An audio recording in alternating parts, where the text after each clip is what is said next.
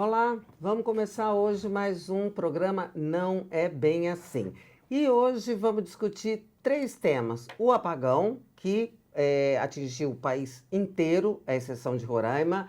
Vamos falar também, sabe sobre o quê? Sobre o sacode que o Arthur Lira deu no ministro da Fazenda, Fernando Haddad. E claro que a gente não pode deixar de falar do comércio de joias do senhor Jair Messias Bolsonaro. Vou discutir tudo isso com os meus amigos Marcelo Madureira, Pedro Paulo Magalhães e Márcio Fortes. E fique vocês todos aqui, porque o programa vai começar.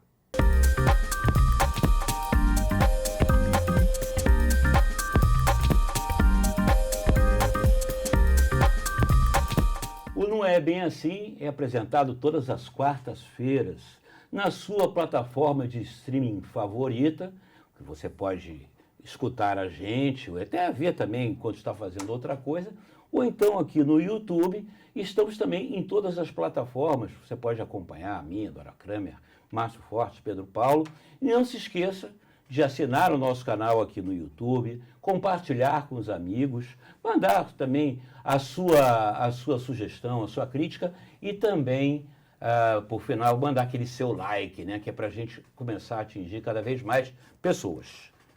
Né, Dora? Que vamos começar, vamos falar do apagão, gente? Alguém foi pego pelo apagão? Eu não fui. Eu estava em São Paulo, a mim não atingiu, mas atingiu o país inteiro. E a gente tem aqui um homem, bom, além de ser otimista, é um homem entendido da administração, um homem que já foi ministro, tá? Então eu acho que antes da gente discutir esse apagão, a gente começar a falar do que vai mal, Márcio Fortes vai nos explicar como é que é o nosso sistema de abastecimento de energia. Márcio, ouvi dizer por aí que é muito bom, é verdade? Em poucas palavras, é um patrimônio nacional espetacular, é um tesouro. O que é isso? Foi construído ao longo de décadas, vem lá de trás, entendeu? Desde o Juscelino. Não só a matriz energética, em que a produção de energia elétrica por via hidrelétrica e, portanto, a prova de críticos do desembolso de carbono e tal, poluição ambiental, como também a sua eficácia, quer dizer, o rendimento de uma usina hidrelétrica. A energia gerada pela energia gasta é a melhor que tem. Nós temos um bom sistema de muito geração, bom sistema de geração e distribuição de foi energia. Foi sendo aperfeiçoado. Eu era estudante de engenharia, estava na moda, Furnas construindo as usinas do Rio Grande, uma delas, todas elas, usina de Furnas e outras. Depois veio Itaipu, depois Urubupungá. Foi sendo construído esse sistema de produção. O de transmissão, que veio em paralelo, ganhou um espetáculo que foi uns 30 anos atrás, que é o sistema interligado.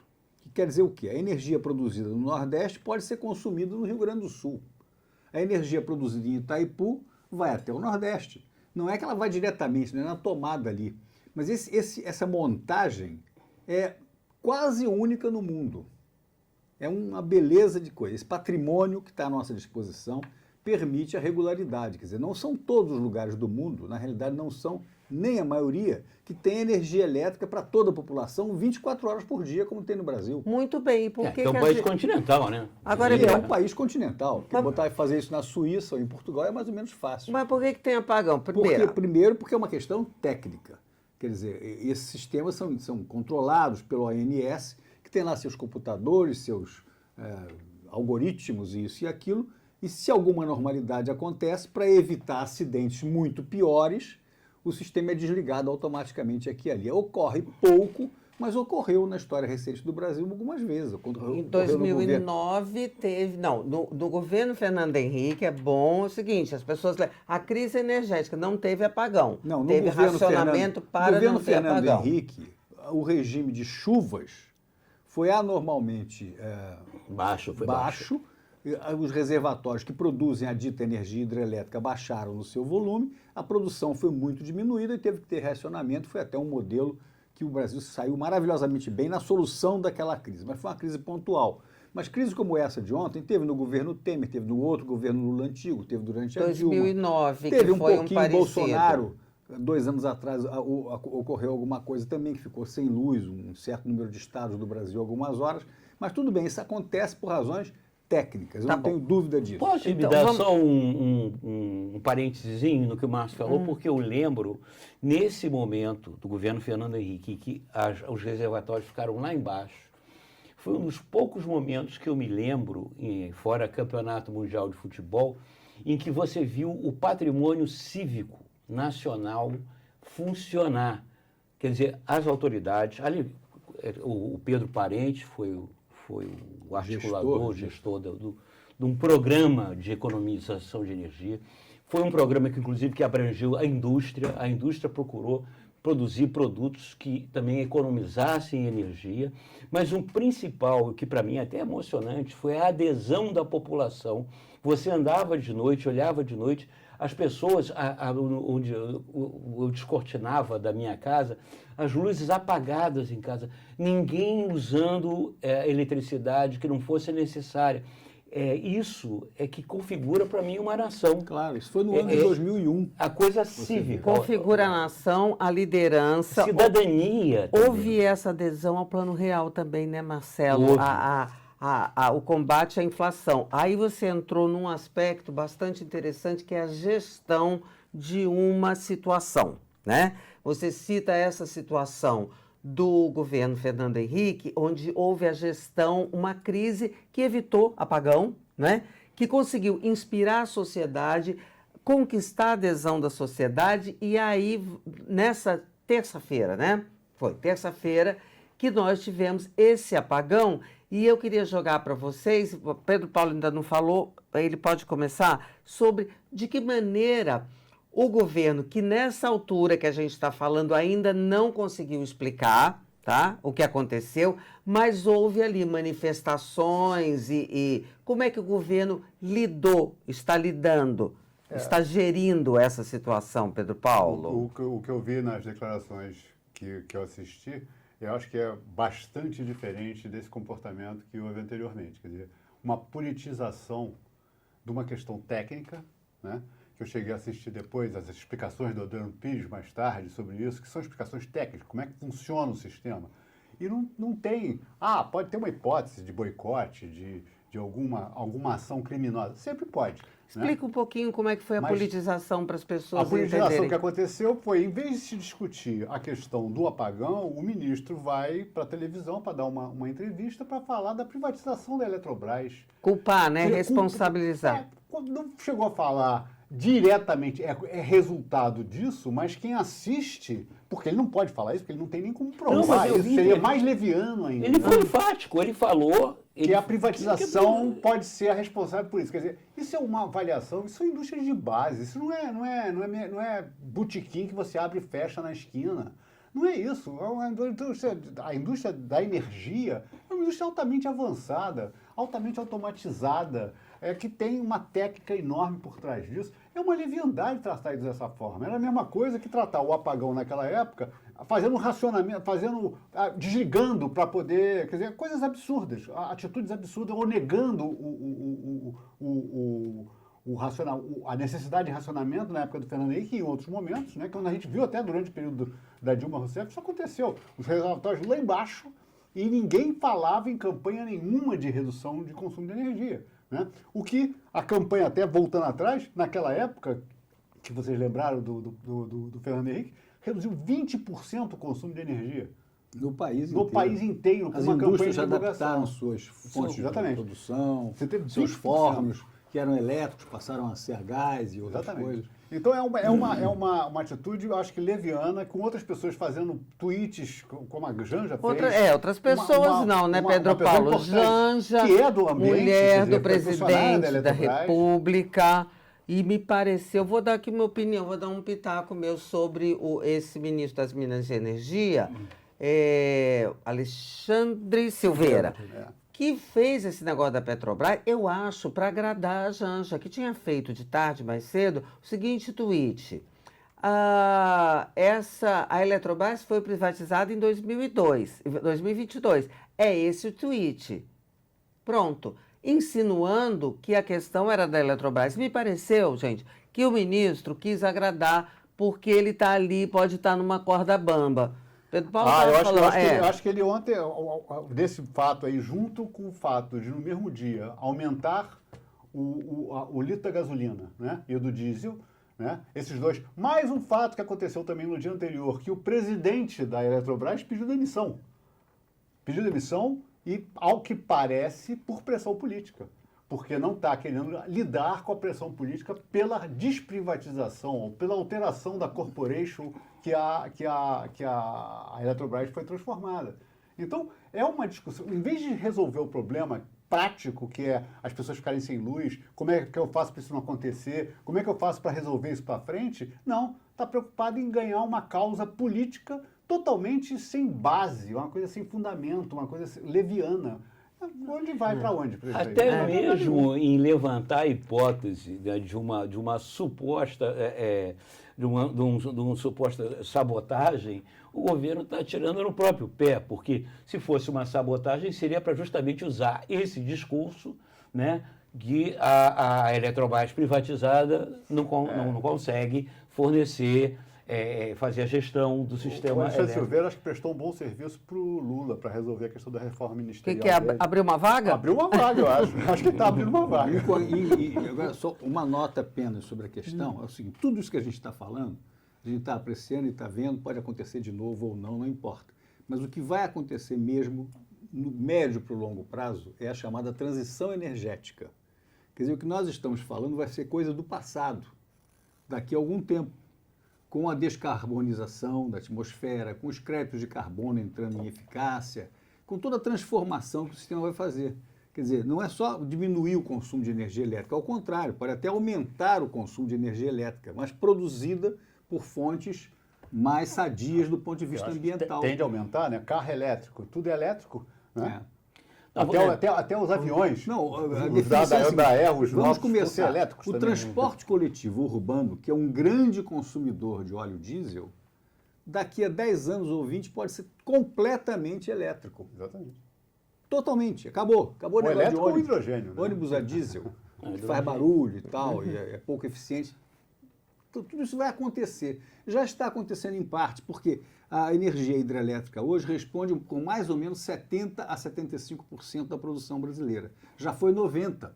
Hoje, o que cresceu? Eólica, solar, bio, outras pequenas contribuições que vão mudando a matriz pelo lado sadio. Porque você podia mudar a matriz instalando termoelétricas com consumo de combustível fóssil, de petróleo. Foi Não uma é política, isso. aliás, adotada durante alguns governos, da Dilma principalmente, de colocar termoelétrica em tudo que é lugar, que é uma coisa que é absolutamente anti-ecologia, anti o meio ambiente. Isso eu acho que tem aí. Foi uma das soluções para mudar também o na perfil época, da matriz. mas na época em 2000, no início Pedro do ano Paulo 2000, também Pedro Parente foi feito também. muita Termoelétrica. termoelétrica, porque o sistema, como aí é uma discussão muito mais técnica, né? Como o sistema a matriz é muito limpa, ela é muito...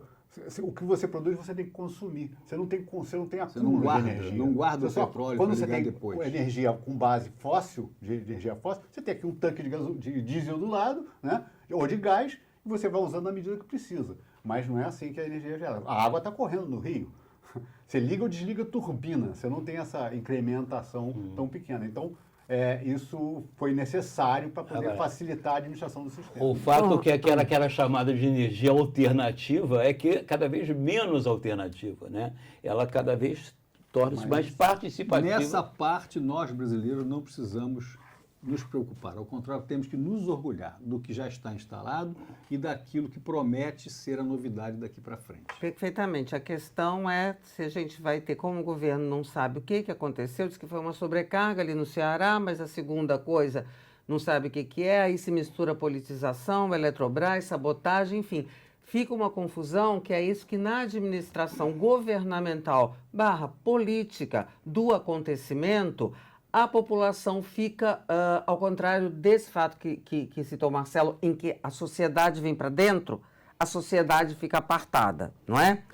Não, e pior, tentar utilizar um fato para fazer campanha de bandeiras, né? Quer dizer, é isso. Em vez de ficar na questão técnica do apagão, não. Resolve criticar a privatização. Isso é de uma leviandade total, não tem nada a ver uma coisa com a outra. É um terreno, quer dizer, o governo entra na política, nesse caso, e entra mal, né? Logo, um governo presidido por uma pessoa, que é o presidente Lula, que é tido e a vida como o bamba da política. No entanto, há várias situações, e uma especificamente que aconteceu nesta semana também, semana cheia de acontecimentos, que foi o que eu chamei lá na nossa apresentação de sacode, que o presidente da Câmara deu no ministro da Fazenda. Por quê? Fernando Haddad deu uma entrevista para um podcast amigo, e aí, na minha opinião, ele se sentiu muito à vontade, não mediu as consequências e acabou criticando o superpoder da Câmara. Ele falou a verdade, tá certo?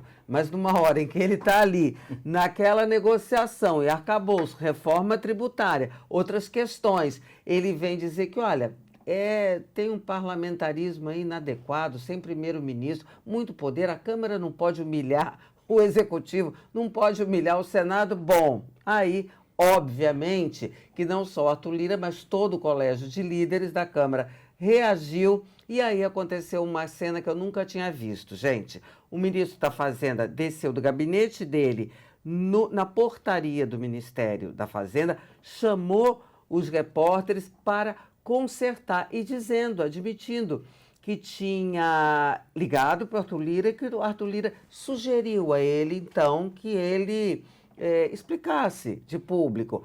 Sugeriu é um verbo que não é bem adequado. Ele mandou, disse lá, Haddad, vai lá e conserta o que você fez. Aí o Haddad teve que dar um nó, vários nós em vários pingos d'água para dizer, não, eu não quis dizer, não era sobre o Lira, é sobre uma coisa. Deu uma desculpa completamente esfarrapada e o Lira não se deu por satisfeito, nem o Colégio de Líderes, e atrasou o quê? A votação do arcabouço fiscal. Em uma semana, vai ficar para a semana que vem. Então, Marcelo estava conversando antes, achando que isso que aconteceu foi a tradução, né? Uma cena que traduz muito a maneira como o governo tem ficado em relação à Câmara. Você parece que usou o conceito de sequestro. O sequestro talvez, antes que o Arthur Lira me telefone e faça alguma sugestão, com todo respeito ao Arthur Lira, é um termo talvez um pouco forte, né? Mas é sequestro mesmo, porque você vê que não é nem o poder legislativo, não, é o poder legislativo na figura do presidente da Câmara dos Deputados, que construiu para ele uma espécie de um império. Espécie, Marcelo, uma espécie? Não, mas é uma contradição em termos, é um império legislativo, né, um absolutismo legislativo que ele manda e desmanda no país. Essa que é a verdade. Ele teve, inclusive, essa semana, importantes vitórias do Poder Judiciário, né? A questão lá dos kits de robótica e tal, o Gilmar Mendes já botou panos quentes e tal, tudo para aplainar, né, o campo de atuação do Arthur Lira, que é o presidente da Câmara dos Deputados e que tem orçamento na mão, tem... O que você acha? É interessantíssimo, mas ao mesmo tempo a gente sabe que o Arthur Lira é um elemento que os pesos e contrapesos que estão acontecendo, tem o Arthur Lira como um peso aí, né? E contrapeso em relação ao Executivo. Quer dizer, está obrigando, de alguma forma, o governo a ir mais ao centro. Obrigou, desde o início está obrigando. Mesmo que os métodos do Arthur Lira sejam criticados, não sejam todos louváveis, a maneira como ele lida com isso e tal, não sei o quê, ou até a biografia que seja. Não estou entrando nesse mérito, mas estou entrando no mérito de que o governo está tendo que juntar. E a figura principal disso, até por isso chama atenção, o Haddad ter dado essa moscada. Né? Ter comido a mosca, porque ele cresceu, achou que já tinha resolvido tudo. Eu falei num outro programa nosso aqui, isso não está resolvido, hein? Isso não está resolvido. Já estou contando com a coisa resolvida. Não está. E a ação do Haddad é meio porque achava que já estava resolvido. De alguma forma, subconscientemente, tem essa situação. E aí volta tudo para trás. Todo mundo elogiando, todo mundo gostando, excesso de confiança, Exatamente. né? É. Tem um excesso Não, de os níveis confiança. da economia, apontando a questão das empresas da Fitch e da como é que chama? Grau de investimento, né? O grade, o rating do Brasil melhorou, né? Teve uma melhora. Então, tem uma opção de notícia. A inflação caindo, agora já não tanto, porque com a gasolina subindo, vai subir a inflação de novo. Mas teve uma opção de um momento bastante alvissareiro para o governo. E você vê como é sensível, né? Porque é uma declaração em que ele faz uma constatação, né? A constatação. Há um hiperpoder da Câmara. Por isso, por aquilo, porque as coisas mudaram, mas há. Ele faz uma constatação, no entanto, essa constatação não pode ser dita, porque a coisa é tão sensível. Isso é assim mesmo. Que quando. Mirabilidade. O que é um assim mesmo? É assim mesmo a Você não Câmara, pode assim dizer, mesmo. Não, assim mesmo você não Haddad? pode sair dizendo tudo que passa pela Ah, tá. cabeça. Senão você vai chegar com uma moça assim, você tá feia, hein, menina? Pronto, Sim, acabou. mas não o é. executivo pisa em ovos, né? Porque a gente está vendo aí, por Não, exemplo, uma reforma ministerial que é uma reforma ministerial misteriosa, inclusive, porque você não sabe direito quem é que sai, você sabe quem entra. Nós teremos o ministro Fufuca, que, aliás, eu gostaria muito, é muito bom para ministro Fufuca. E ele é Fufuquinha, porque o pai dele, Ele era ele herdou o Fufucão. apelido, Fufuca é o pai. Né? É, Bom, ele é teremos o Fufuquinha. ministro Fufuca, mas não sabe em que pasta. Né? É uma acomodação que não está muito acomodada. Né? E isso tudo depende da tal... A tal governabilidade depende já desta reforma ministerial, que, assim, de certa forma, é um pouco precoce, né? Porque, afinal, estamos em agosto ainda, né? Do primeiro ano do governo. Mas tudo bem, acomodação. Mas quem disse que reforma ministerial é para botar o governo no rumo certo?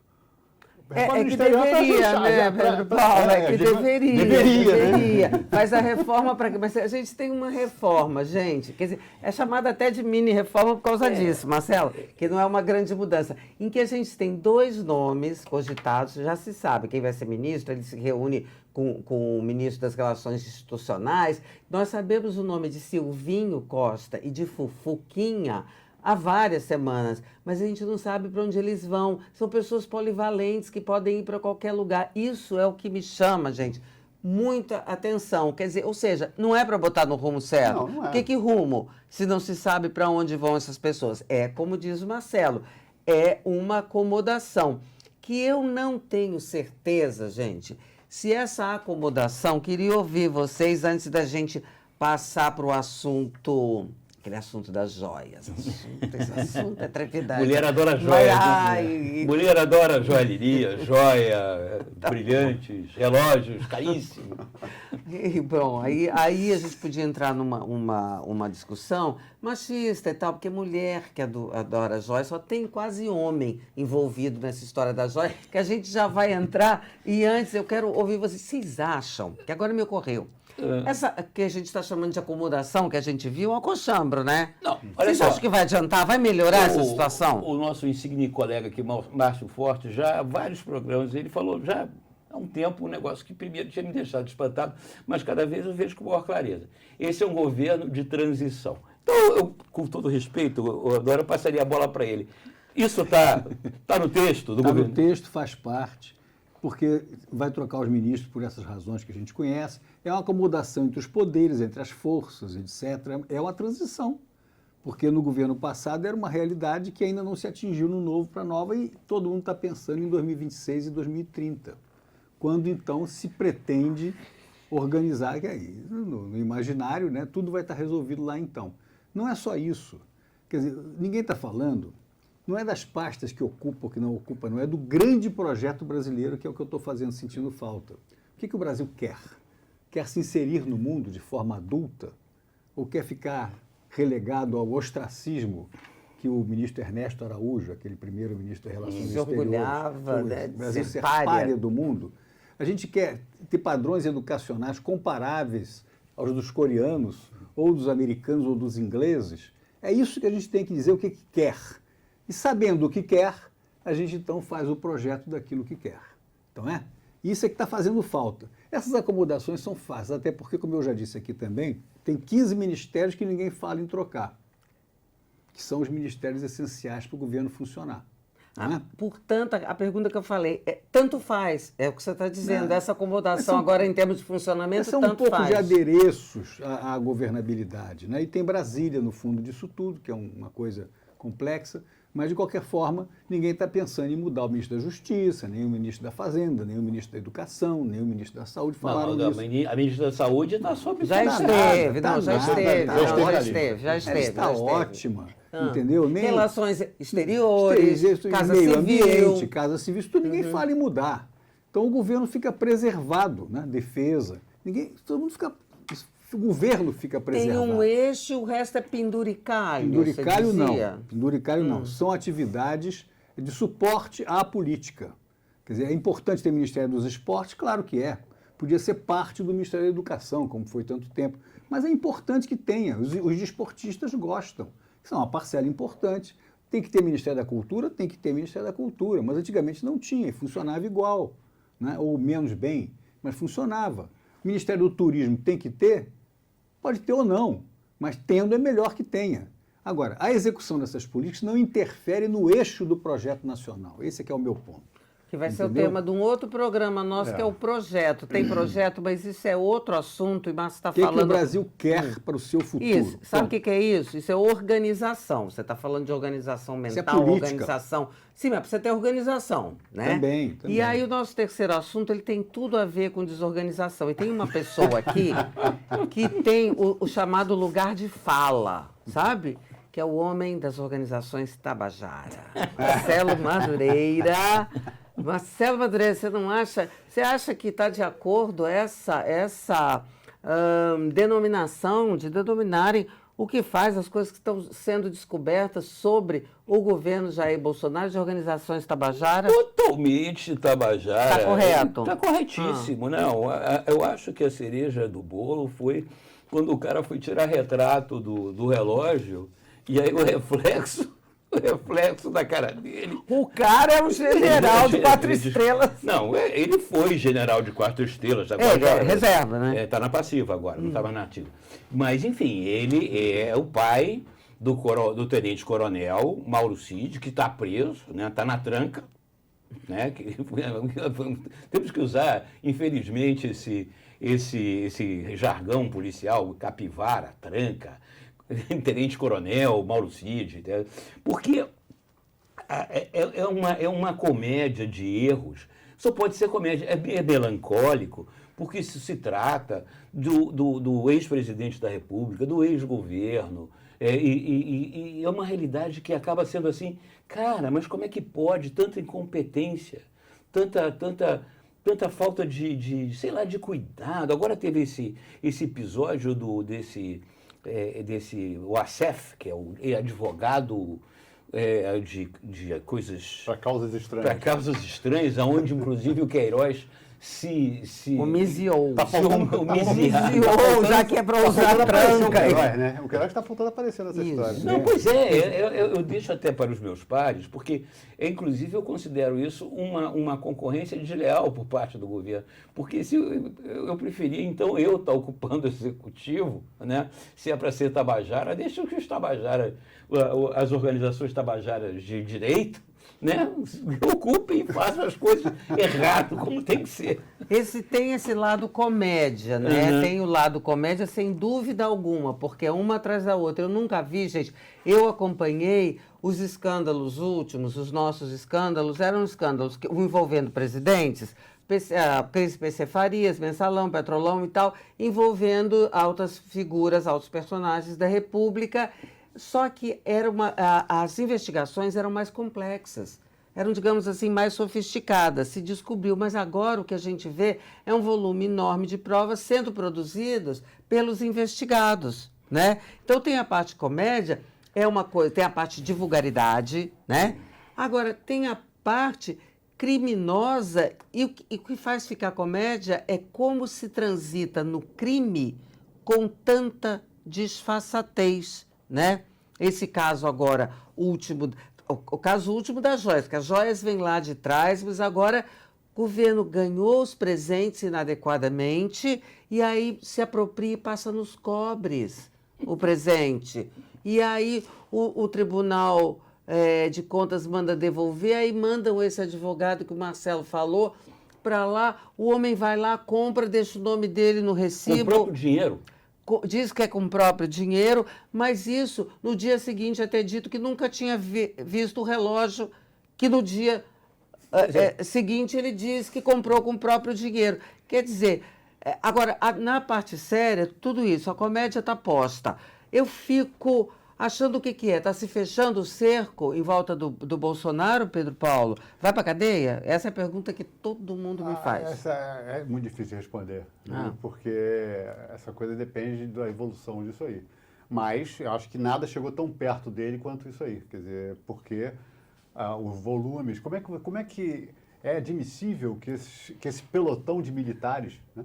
Porque é um coronel, um sargento, outro sargento, um tenente, deve ter cabo, deve ter tudo ali naquela equipe que era do Mauro Cid, todos estão envolvidos nessa história. É uma coisa impressionante. Todos transitou dinheiro pela conta deles, pelo que levantaram. Então, como é que isso vai ser feito sem o chefe saber, né? Então era o quê? Eles estavam roubando o chefe? Essa é a hipótese? A hipótese é que eles estavam fazendo tudo isso roubando o chefe? Quer dizer, eles usaram um avião da presidência para levar a muambada toda sem o chefe saber? E o avião onde estava o chefe, que foi aquele avião que ele foi 30 de dezembro, então, ele foi para os Estados Unidos. Exatamente, é uma história que tem... Todas as pontas levam para um conhecimento disso aí. Quer dizer, até no meio da conversa tem assim, não, aquela da Michelle, aquela já sumiu.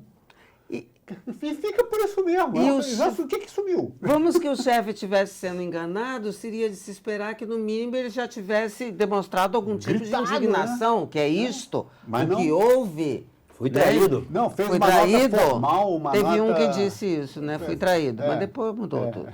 Mas ele só fez uma nota formal, uma coisa assim, água com açúcar.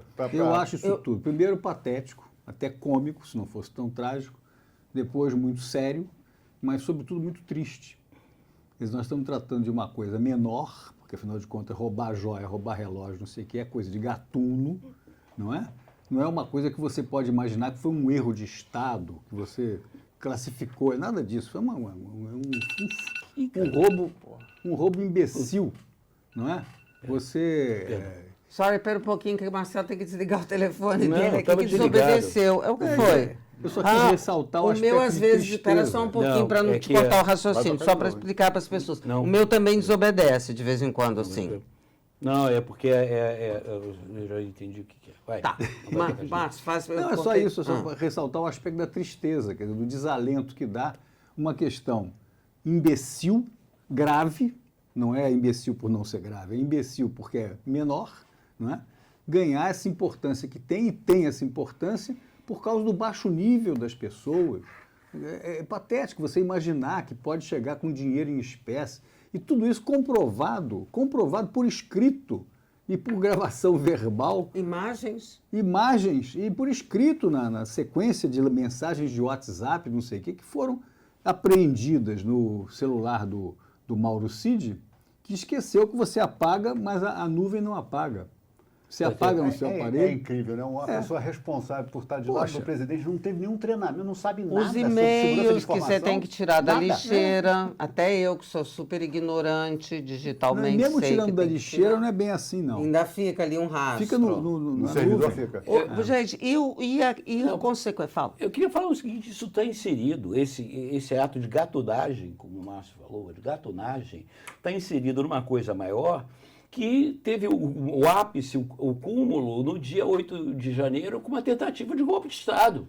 Quer dizer, começou, esse tipo de gente estava envolvido desde lá de trás, querendo descredenciar ou desacreditar o processo eleitoral, as urnas eletrônicas, construção de um discurso golpista, enfim. Verbalizado pelo próprio, então, presidente da Quer dizer, República. todo um processo que haveria de culminar com um golpe de Estado no dia 8 de janeiro, em que as 3 sedes do poder foram invadidas, depredadas. Quer dizer, esses são os mesmos gatunos que estão ali tentando vender a loja, a mercadoria que roubada. Vender. Sim, não tem outro. Você vai- Vender, depositar numa conta, te sacar da conta em espécie. Eu não sei de alguém, eu não conheço ninguém, que chegue num banco nos Estados Unidos e saque em espécie 35 mil dólares. Acho que o banco não tem esse dinheiro ali, você tem que avisar antes. Não. É um negócio complicado. E vai lá,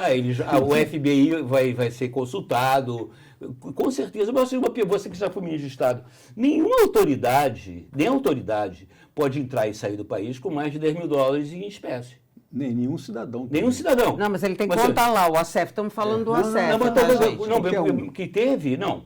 Que o Cid, o tenente-coronel, por exemplo, saía, viajava com dinheiro em espécie de muito mais de 10 mil dólares. Mas no avião presidencial que não tem essa Não, fiscalização. mas a lei Não é é? para todos.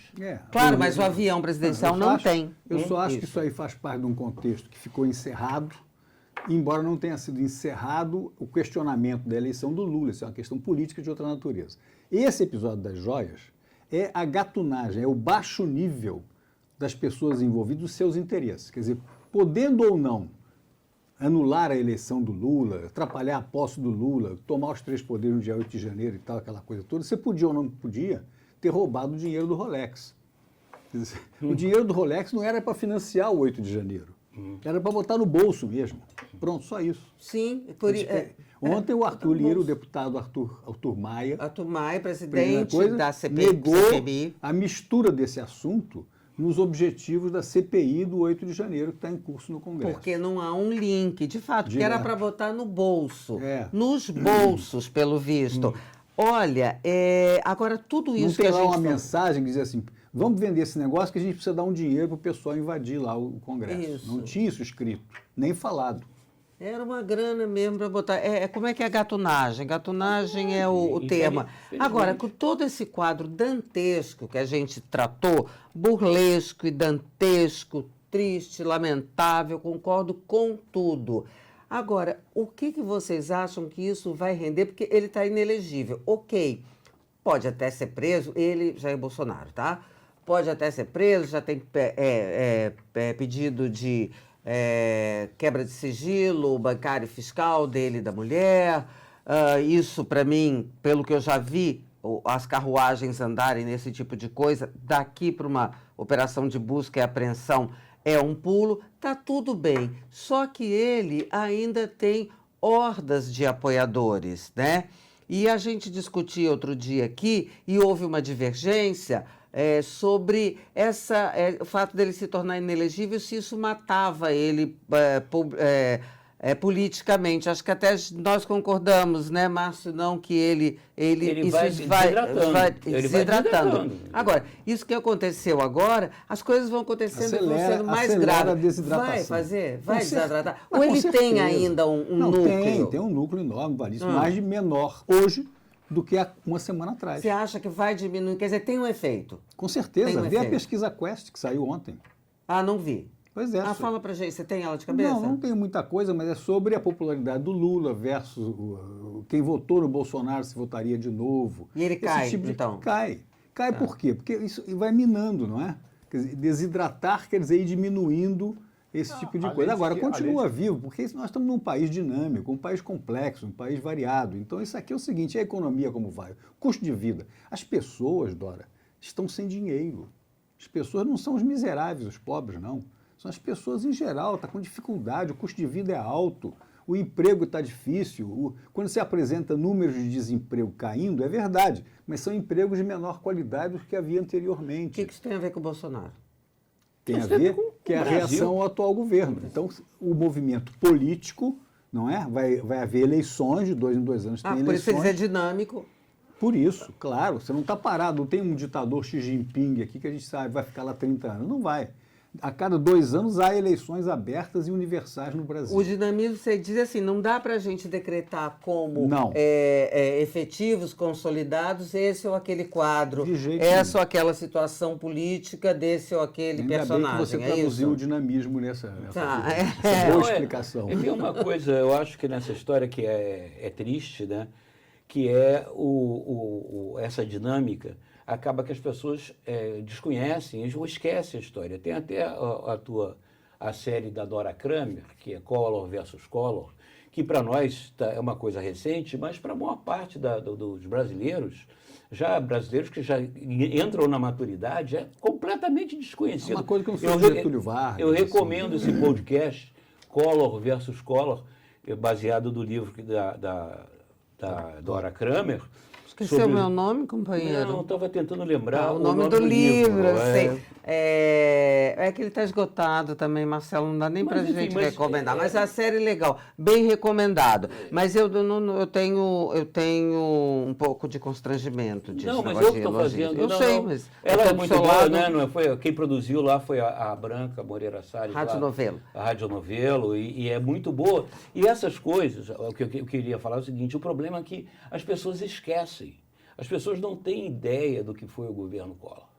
Né? A questão o Paulo César Farias, aquelas figuras todas, né, que a gente tem, a família Collor de Mello, Dona Leda, a Ledinha, o Pedro Collor de Mas, Mello, Marcelo o do céu, Leopoldo. a Lava Jato que aconteceu anteontem, do ponto de vista da história, 2014 que começou, está sendo completamente Né, ela dizimada, desfeita, né? E isso colabora para que a memória se dilua das coisas, não? A mais recente é essa dispensa da multa da JBS, que é um negócio assim completamente, praticamente a dispensa, porque eles teriam que pagar 8 ou 10 bilhões e reduziram para 2 ou 3. Pedro Paulo, Isso não existe. partido Isso querendo não existe. aprovar a anistia para multa que outro Não, dia vai todos. feita. Todos.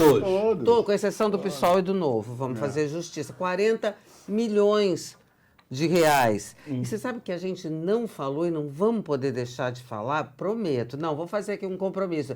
A eleição não, a escolha, a vitória nas prévias argentinas desse Milei. Não mas a gente faz. Lá vai a Argentina atravessar a rua para tropeçar na casca de banana. Eu não sei se a gente tem um tempinho só para dar uma rodadinha. vai. Tem comparação com o Bolsonaro? Porque tem gente que diz que tem, que não tem. Bolsonaro saudou ele. A figura que o jeito, a coisa. A situação tem a ver. A situação tem? Tem tudo a ver. O que é? Insatisfação? Como Inflação É uma altíssima. situação, Inflação. Nós não estávamos na situação de inflação altíssima. Mas estava numa recessão, veio de uma recessão pesadíssima, né? Veio É. de uma roubalheira Não, teve a Lava Jato. explicitada pela Lava Jato, que frustrou, que fez um sentimento, né, muito forte. Então, acho que ele está surfando nessa possibilidade aí, de ser um novo. Deixa os argentinos tratarem da política deles, vamos deixar nós tratarmos da nossa.